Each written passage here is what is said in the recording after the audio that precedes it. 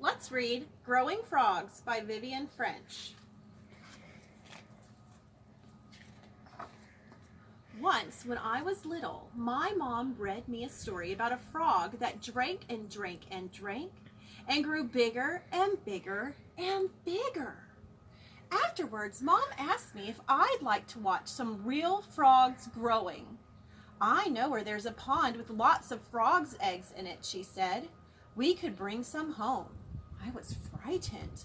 I don't want any frogs jumping about, getting bigger and bigger and bigger, I said. But Mom gave me a hug. It's only a story, she said. Even when our frogs are grown up, they will still be smaller than my hand. Oh, I said, okay.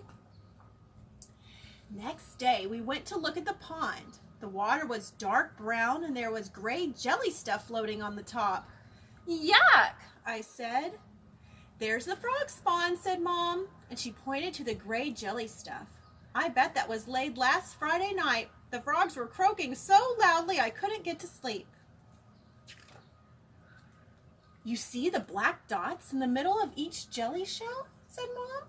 That's going to grow into a tadpole. Where are the frogs, I asked. Tadpoles grow into frogs, she said. Little ones. No giant frogs here. Mom put some pond weed and some stones into a bag and she filled a bucket with pond water. Then I scooped a little of the frog spawn into it.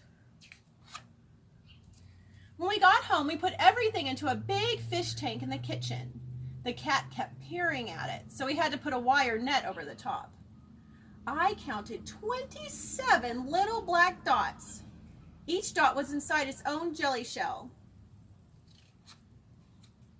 Every day when I woke up, I went straight downstairs to look at the frog spawn. The little dots grew into bigger dots, and then into tiny commas, and one morning I saw the first tadpole wiggling out of its jelly shell. At first the tadpoles didn't do much. They just stayed close to the jelly shells and nibbled at the pond weed. But after 2 or 3 days, they looked quite different. There were feathery things on their heads and I could see their eyes. They swam very fast. 10 of the eggs didn't hatch out. The black dots went dull and cloudy, and Mom took them away. Then we cleaned out the tank and put in fresh weed and pond water. One of the tadpoles swam into my hand, and when I put a stone back, it was slippery and slithery, and it made me jump.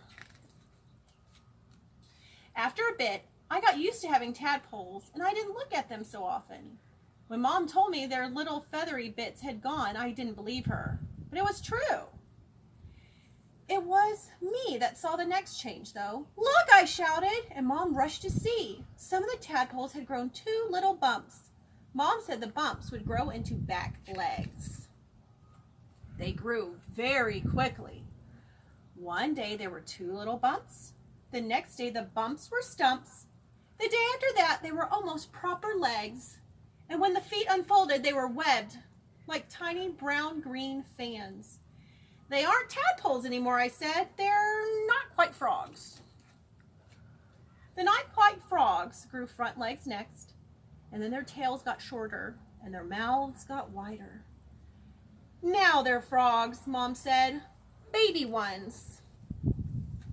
Soon the baby frogs were popping up and gulping at the surface of the water.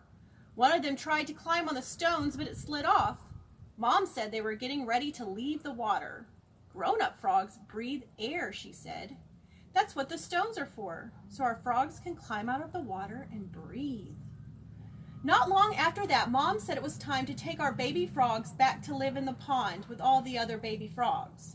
I was sorry to leave them, but Mom said they would come back and visit every day. One rainy morning a week later, Mom woke me up very early. Hurry, she said, and we ran downstairs and out to the pond. There were hundreds of tiny frogs hopping over the grass. They're looking for dark, wet places to live in, said Mom. But they won't go far, and in a couple of years they'll be back to lay frog spawn of their own. Will they be bigger than I asked?